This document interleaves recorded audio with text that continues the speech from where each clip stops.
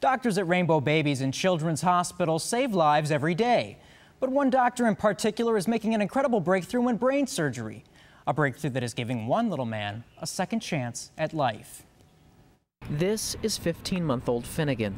Born with a rare form of epilepsy that caused dozens of severe seizures a day, he is the recipient of a revolutionary new surgery that will change the course of his life.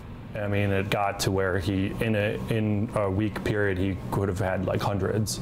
So in the few weeks before surgery, I mean, there was no question that we needed to have surgery like right away. So we knew we had to take out all this, though. This is the area that's abnormal. It's abnormal on the FLAIR images. It's abnormal also on the PET scan. Removing the malfunctioning portion of Finnegan's brain, that's this area right here, would have caused future complications.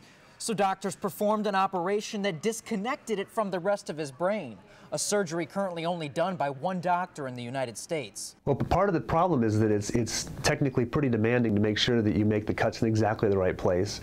First of all, because you have to avoid vascular and neural structures that are critical, but secondly, because if you leave any bridge of neural tissue, then the epilepsy can find its way to the normal brain.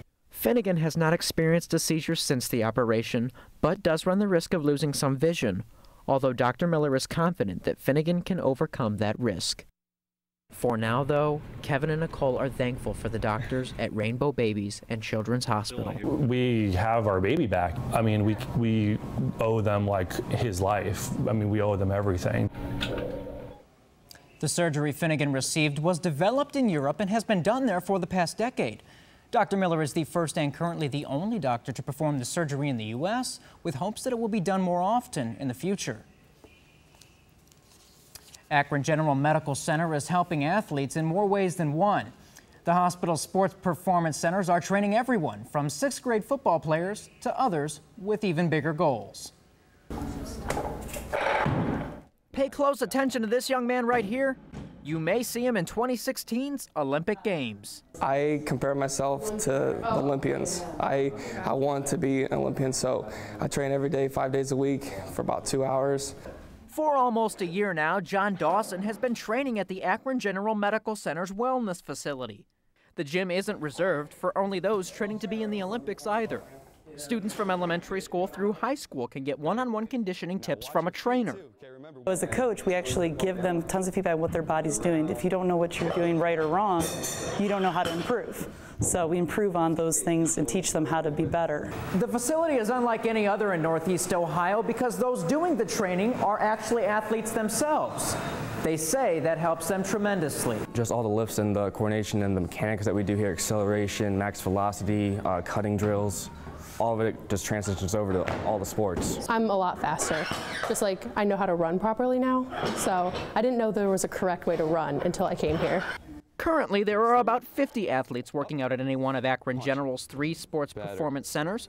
The motto of the centers, Ignite, Excel, and Achieve, and they help athletes from just about every sport do just that.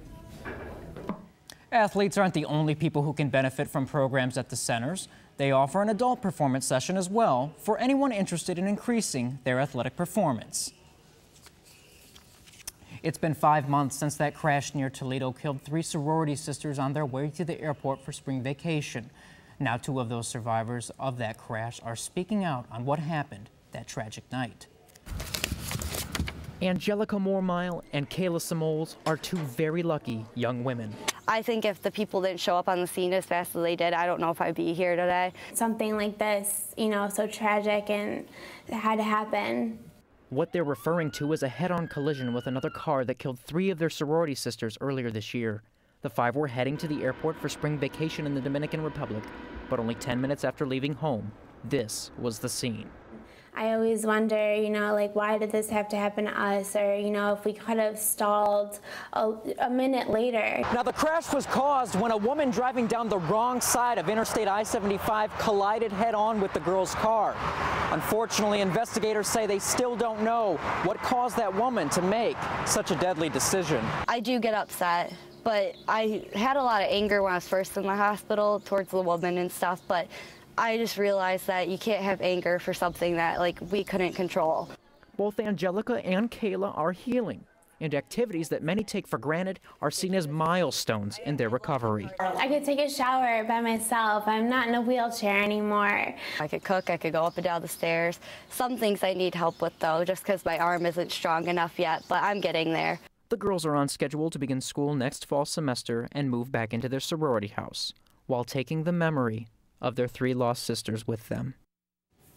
And while the road to recovery will be long and at times difficult, Kayla and Nicole say the tremendous support they have received from friends, family, and sometimes even complete strangers has helped the most. Stroke. It's a medical ailment that many would associate with an older generation, but kids can have strokes as well, and unfortunately, they're not recognized fast enough. 15-year-old James Finnerty woke April 5th with a raging headache and severe vertigo. I felt like I was free-falling, and I felt like the world was spinning at 1,000 miles an hour. After weakening a blood vessel with a hit to the head in a rugby game, it tore and caused a stroke while lifting weights a few days later. I was going down the tubes fast. Childhood stroke is very rare, many times going undiagnosed since most doctors don't see it often. You know, because it was 25 hours before, anything was done. Not only amongst the public are they not aware of the fact that children in fact have stroke, but even the medical fraternity still do not recognize the fact that children have stroke. The reason awareness is so important is because half of children who do have a stroke suffer from permanent damage. James suffered 2 strokes. The 5-inch scar from 2 brain surgeries serves as a reminder. Thankful for the success of the surgeries, he lives life with a new realization. You don't have to be 70 to have one. Symptoms of stroke in children are similar to those that adults experience, including weakness on one side, garbled speech, and unsteady walking.